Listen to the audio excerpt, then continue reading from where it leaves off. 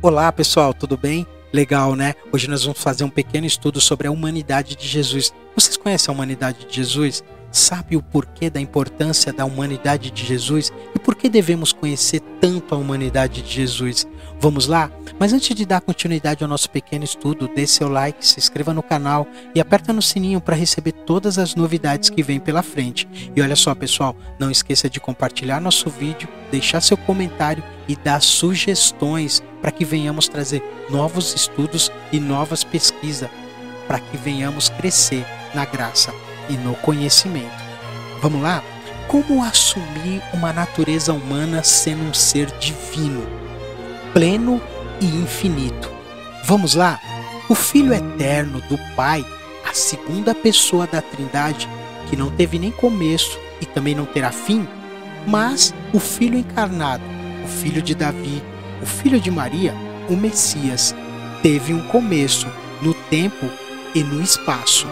Este Filho Jesus Cristo foi trazido à existência por meio do poder do Espírito Santo. Quando a natureza divina do Filho Eterno foi unida miraculosamente com a natureza humana, criada no ventre de Maria. O relato de Lucas sobre este milagre, o grande milagre, como um estudioso C.S. Lewis chamou corretamente, o grande milagre, é fascinante. E Lucas escreve: a concepção de Jesus na Virgem Maria foi singular na história da humanidade. O Espírito Santo realizou a concepção no interior de Maria sem o envolvimento de qualquer pai humano. Porém, ainda mais notável foi a união das duas naturezas, divina e humana, em Jesus. De tal modo que o ente gerado seria o filho de Maria e o filho de Davi, seu pai, enquanto seria também o filho do Altíssimo, o filho de Deus. Em outras palavras, ele seria plenamente humano, sendo filho de Maria, enquanto seria plenamente divino, sendo filho do Altíssimo. Portanto, o milagre que o Espírito Santo realizou foi conceber em Maria o Deus homem, a pessoa teantrópica, Jesus Cristo, filho de Davi e o Filho de Deus. Visto que a natureza divina em Jesus era eterna e infinita, enquanto a sua natureza humana era criada e finita. Uma das questões que podemos é como estas duas naturezas podiam coexistir em uma única pessoa. Enquanto isso, Jesus ia crescendo, sendo capacitado pelo Espírito. Como Jesus viveu sua vida de obediência, resistindo à tentação e fazendo toda a vontade de seu Pai? Para muitos evangélicos que têm ensinado corretamente que Jesus era plenamente Deus, a resposta instintiva seria algo assim: visto que Jesus era plenamente divino e tinha todo o poder disponível como Deus, ele foi capaz de fazer tudo o que o Pai lhe exigiu e obedecer ao Pai, impelindo pelos recursos da natureza divina intrínseca. Em muito da teologia evangélica, tanto popular como erudita, a atitude instintiva é enfatizar a deidade de Cristo, mas no que diz respeito à obediência e ao ministério do cotidianos de Jesus, o Novo Testamento coloca maior ênfase. Eu creio em sua humanidade. Ele veio como o segundo Adão, o filho de Davi, e viveu como um de nós. Outra vez, ele era plenamente e inequivocadamente Deus. E em minha opinião, algumas das suas obras mostram a sua deidade. Por exemplo, o perdoar pecados. Outra, a transfiguração. O seu ressuscitar a Lázaro dentre os mortos. Como aquele que afirmou: eu sou a ressurreição e a vida. E mais importante ainda, a eficácia de sua expiação, cujo pagamento por nosso pecado como Deus teve valor infinito. Uma das evidências mais claras e mais fortes de que Jesus viveu e cumpriu sua missão fundamentalmente por meio da sua humanidade é que ele veio como o Messias ungido, com o Espírito. Ou seja, Jesus foi capacitado pelo Espírito Santo para realizar a obra que vieram a fazer. Enquanto isso, crescendo em sabedoria, desenvolvendo, mostrando a todos para que vieram. É realmente muito admirável que todos os evangelhos nos contêm apenas um incidente dos anos da infância de Jesus. Lucas, capítulo 2, versículo 41 até o 51, o relato nos diz pouco a respeito do que aconteceu naqueles dias em que Jesus e sua família estiveram em Jerusalém para essa festa, mas somos informados do que aconteceu quando os pais e outras pessoas deixaram Jerusalém para retornarem a Nazaré. Maria e José não estavam interessados na conversa que Jesus teve com estes mestres da lei. Este impressionante relato de que Jesus com os mestres da lei em Jerusalém levanta uma pergunta importante. Quanto ao entendimento da pessoa de Jesus, o que explica os admiráveis perguntas, respostas e compreensão que Jesus evidenciou em sua conversa com estes eruditos. Penso que muitos de nós, na tradição evangélica conservadora, oferecíamos uma resposta imediata. Diríamos instintivamente que a razão por que Jesus tinha esse entendimento da lei é que ele era a lei em carne humana. Outra evidência importante que Lucas tem em mente quanto à sabedoria humana crescendo em Jesus é uma breve esclarecedora afirmação que ele faz no versículo 40. Depois de comentar que Jesus, como criança, crescia e se tornava forte, cheio de sabedoria, Lucas acrescenta: e a graça de Deus estava sobre ele. Crescendo em fé. Quanto isso, o menino ia crescendo em fé. Muitos cristãos, quando consideram a vida espiritual de Jesus, imaginam que ela deve ter sido relativamente estática e fixa. Afinal de contas, ele era filho, é o Filho de Deus. Se possuía a natureza divina e viveu sem pecado, não pode haver qualquer sentido em que Jesus crescia em sua vida espiritual. Pensa-se assim. Mas há outro sentido, em que a vida espiritual de Jesus não era estática. De fato, a sua vida espiritual era mais dinâmica e crescente de todas possíveis, precisamente porque ele vivia de coração. Esta vida de obediência e submissão permanente à vontade do Pai. E na carta aos Hebreus diz sobre Jesus que ele aprendeu a obediência pelas coisas que sofreu. E também que, tendo sido aperfeiçoado, e se tornou capaz de salvar aqueles que lhe obedecem. Ora, sugiro-lhes que toda pessoa cuja concepção mental de Jesus é a de que ele era plenamente divino, o que na verdade ele é, terá dificuldade para explicar esse tipo de linguagem. Nossa primeira afirmação em Hebreus, capítulo 5, versículo 8, nos diz que Jesus, embora fosse filho, aprendeu a obediência pelas coisas que sofreu. É importante notar que os versículos anteriores indicam que Esta foi a experiência de Jesus durante a encarnação e por isso não eram verdadeiras sobre ele em sua existência na eternidade. Foi nos dias da sua carne, ou seja, sua vida humana, encarnada na terra, que Jesus ofereceu, com forte clamor e lágrimas, orações e súplicas a quem podia livrar da morte. E foi ouvido por sua cauda, da sua piedade. Resistindo à tentação, com isso, toda essa capacidade de obedecer e de crescer na graça e no conhecimento, sendo fortalecido por fé e sabedoria, ele resiste à tentação.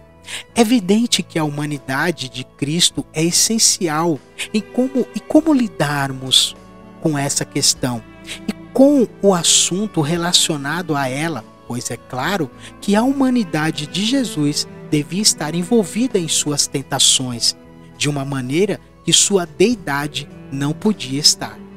Tiago nos informa algo muito importante. Quando consideramos as tentações de Cristo, Deus não pode ser tentado pelo mal, e ele mesmo a ninguém tenta. Mas Jesus foi tentado de fato. Hebreus nos diz que ele foi tentado em todas as coisas, à nossa semelhança, mas sem pecado. Portanto, as tentações de Jesus se relacionam diretamente com sua humanidade. Há algum tempo tenho considerado outra maneira possível de lidar com essa questão. Uma maneira que resulta de um forte senso de que Cristo deve ser entendido como quem viveu sua vida em obediência impecável, como um homem, ungido e capacitado pelo Espírito, para que vivesse sua vida e cumprisse sua chamada. Obediente até o fim. Essencialmente, essa proposta diz o seguinte: Jesus era genuinamente impecável, devido ao fato de que na encarnação ele era a própria segunda pessoa da Trindade, eterna e imutável, santa, que uniu a si mesmo a uma natureza plenamente humana. Enquanto tudo isso acontece, ele vivia como homem, 100% homem. Jesus Cristo, de natureza de Nazaré e de natureza humana, era plenamente Deus. Jesus Cristo de Nazaré era plenamente humano.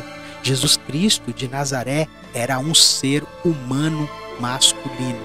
Todas estas três afirmações são consideradas verdadeiras na tradição ortodoxa. E cada uma delas é confirmada por abundante testemunho bíblico. O sacrifício expiatório exigia que Jesus fosse tanto divino quanto homem, para ser de valor suficiente para pagar total e definitivamente o pecado do mundo e satisfazer a ofensa contra a honra de Deus, humano para morrer como substituto conveniente em nosso lugar. A importância está vinculada ao fato de que o Filho de Deus encarnado, a palavra eterna de Deus que assumiu a carne humana, veio a este mundo como um homem, ou seja, como um ser humano masculino. A Escritura nos dá razão para pensarmos que seu gênero masculino tem ou não tem importância teológica e soteriológica. É necessário que o Salvador tenha nascido, vivido e morrido como homem. Ou nosso Salvador poderia ter sido mulher? Fica uma pergunta para que os nossos ouvintes pensem de acordo. Fica no ar. O nosso Salvador tinha de ser homem. Por quê? Veio como o segundo Adão. O homem que é o cabeça de sua sua nova raça redimida. É notável que, embora a mulher tenha sido que pecou primeiro, e a considera primariamente responsável pelo pecado da raça humana. Observe especialmente em Romanos a ênfase em ofensa de uma só ofensa, desobediência de um só, o homem. A mulher claramente ausente na discussão. Morrendo em nosso lugar, para que ele fosse responsável, para que pudesse morrer pelos nossos pecados, ele tinha que ser plenamente homem. No caso, o pecado entra por um homem e sai por um homem. E Jesus, ele está capacitado a morrer em nosso lugar. A morte expiatória de Jesus Cristo só foi eficaz porque Jesus, que morreu por nosso pecado, era um ser humano total e integral. Ora, é verdade que ele tinha de ser mais do que meramente homem para morrer por nossos pecados. Portanto, Jesus tinha de ser plenamente Deus e plenamente homem.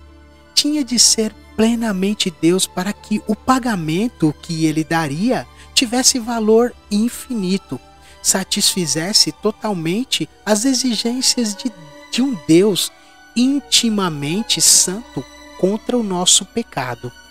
Mas Jesus também tinha que ser plenamente humano, a fim de que sua morte fosse substitutiva. Ele morreu em nosso lugar, morrendo a morte de que merecíamos morrer, levando em seu corpo, na cruz, o pecado que cometemos. Para fazer isso, Cristo tinha de ser homem. Certamente ele tomou sobre si as nossas enfermidades, as nossas dores, levou sobre si, e nós o reputávamos por aflito, ferido de Deus e oprimido. Mas ele foi transpassado pelas nossas transgressões e moído pelas nossas iniquidades. O castigo que nos traz a paz estava sobre ele, e pelas suas pisaduras fomos sarados. Todos nós andávamos desgarrados como ovelhas, cada uma desviava pelo caminho, mas o Senhor fez cair sobre ele a iniquidade de nós todos. E ele, depois de ter assumido tudo isso, foi ressuscitado e reinando e retornando em vitória. As Escrituras estão repletas do glorioso ensino de que Jesus, que morreu por nossos pecados, foi ressuscitado dos mortos e está agora sentado à direita, exercendo seu reino sobre todas as coisas. Quando a plenitude dos propósitos do Pai se realizarem na terra e o Filho tiver edificado sua igreja de acordo com os desígnios do Pai, este Senhor, Jesus Cristo, ressurreto e exaltado, virá de novo, derrotando todos os inimigos de Deus, introduzindo a plenitude de seu reino numa terra restaurada. Em resumo, Jesus, que morreu, foi ressuscitado dos mortos, está reinando sobre tudo e voltará como Rei dos Reis e Senhor dos Senhores para viver com sua noiva, a igreja. Nós todos viveremos com Cristo em sua plenitude e infinitude. Jesus aproxima-se, falou-lhes dizendo: toda autoridade me foi dada no céu e na terra. Ide, portanto, fazeis discípulos de todas as nações, batizando-os em nome do Pai e do Filho e do Espírito Santo, ensinando-os a guardar todas as coisas que vos tenho ordenado. E ei, que estou convosco todos os dias até a consumação dos séculos. Mateus capítulo 28, versículo 18 ao 29. Alegrem-se, meus irmãos. Cristo está com todos. Cristo está caminhando com todos nós. Cresçam na graça e no conhecimento. Seja rico em conhecimento de Deus, para que as portas sejam abertas, não para as coisas materiais, mas para o conhecimento divino, para as coisas incríveis que iremos ver na eternidade com Cristo. Fica aqui esse pequeno estudo da humanidade de Jesus. Espero que vocês tenham gostado. Dê seu like, se inscreva no canal e não esqueça, pessoal, compartilhe esse vídeo. Esse pequeno estudo está magnífico e sensacional. Fica todos com Deus e a paz.